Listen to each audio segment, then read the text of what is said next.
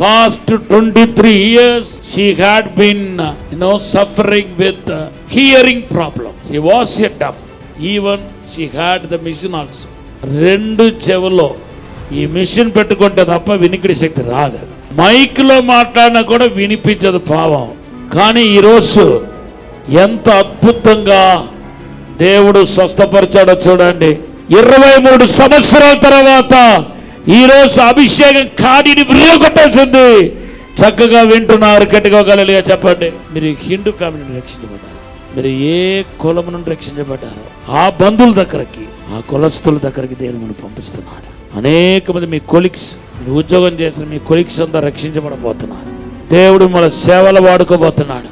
నా మీద ఉన్న అభిషేకం, థాంక్ యూ అపోస్టలిక్ అనాయింటింగ్ బలంగా నీల నాగేశ్వరరావు ఈ రోజు నుండి నీవు అద్భుతాలు చేసేవాడుగా, రోగులను బాగు చేసేవాడుగా వాడబడబోతున్నావు. నీ ఒక కొడుకు గురించి బాధపడతా ఉన్నావు. ఆ మనసులో నాకు కనపడతా. ఆయన ఒక డాక్టరు, వృత్తిపరంగా ఆయన డాక్టరు, కానీ చాలా కాంప్లికేషన్స్ ఉన్నాయి. అది ఏంటి నీకు అర్థం కాలేదు.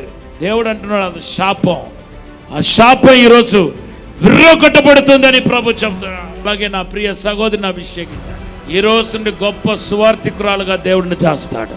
Thank you God. Restore your hearing. Sister, ఇది మరలా మీకు కావాలి. అది you want this? No, because నేచురల్గా హియరింగ్ వచ్చేసింది. నేను ముట్టలేదు, ప్రార్థన చేయలేదు.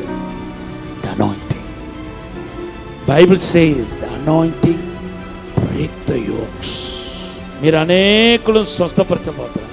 మీ పరిచర్య హీలింగ్ పరిచర్య, ప్రవచన పరిచర్య. దేవుడు అనేక మందిని ఆశీర్వాదకరంగా చేయబోతున్నాడు. God bless you.